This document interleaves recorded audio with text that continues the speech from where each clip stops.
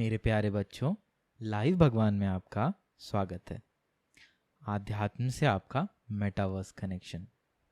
कहानियाँ हमारे व्यक्तिगत विकास और सामाजिक विकास में महत्वपूर्ण भूमिका निभाती है। जीवन के नए सबक सीखने के लिए इस लघु कथा को अंत तक सुनने के लिए तैयार हो जाओ।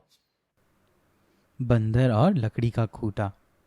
एक बार की बात है, किसी शहर के पास एक बड़े मंदिर का निर्माण का कार्य हो रहा था। उस निर्माण के कार्य में बहुत संख्या में मजदूर कार्य में लगे हुए थे। वहाँ पर लकड़ियों का काम अधिक होने के कारण वहाँ पर लकड़ियाँ चीरने के लिए अधिक मजदूर थे। वहाँ पर चारों तरफ लकड़ियों के लट्ठे बिखरे हुए थे। लट्ठे और शहतीर चीरने का काम वहाँ पर हो रहा था। सभी मजदूरों को दोपहर के समय भोजन करने के लिए हमेशा शहर में जाना होता था। जब सभी मजदूर भोजन करने शहर जाते थे तब वहाँ पर कोई नहीं होता था। एक बार जब खाने का समय हुआ तो सभी मजदूर काम छोड़कर खाना खाने के लिए चले गए। वहाँ पर एक लकड़ी का लट्ठा आधा चीरा हुआ रह गया था।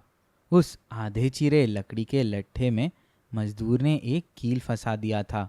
मजदूर ने ऐसा इसलिए किया क्योंकि वापस आकर जब काम शुरू हो तो उसमें आरी को आसानी से घुसाया जा सके। उस समय वहाँ एक बंदरों का झुंड उछल कूद करता हुआ आ गया। उस झुंड में एक शरारती बंदर भी था जो बिना कारण ही सभी चीज़ों को छेड़ता रहता था। हर तरह की शरारत करना उसकी एक आदत बन गई थी। उस बंदर के झुंड के राजा ने सभी को यह आदेश दिया, वहाँ पर पड़ी कोई भी चीज़ों को कोई हाथ नहीं लगाएगा।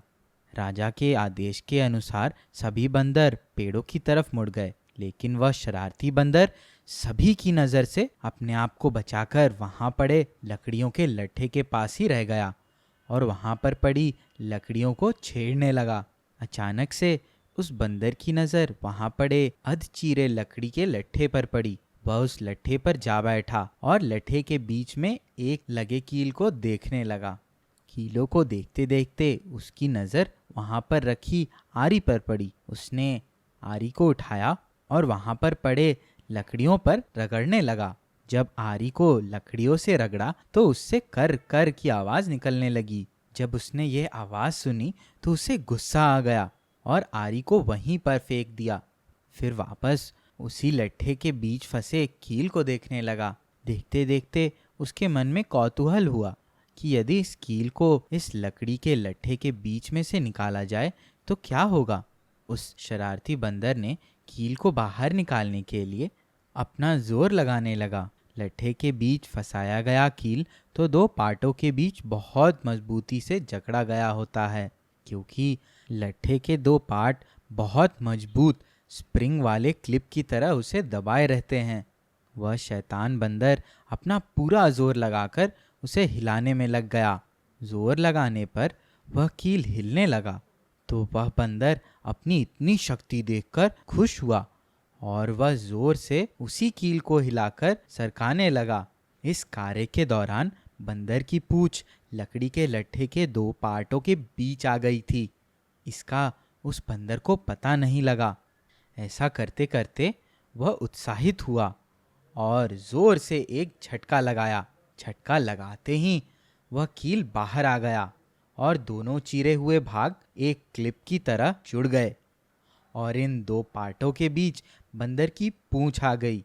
बंदर जोर से चिल्लाया। तभी मजदूरों के लौटने का समय हो गया। उसने मजदूरों को आता हुआ देखकर भागने के लिए जोर लगाया। जोर अधिक लगने के कारण उसकी पूंछ टूट गई। वह चीखता हुआ अपनी टूटी पूंछ को लेकर भागा। ये था इस कहानी का अंत। धन्यवाद। फिर से पधारे और सुनते रहें।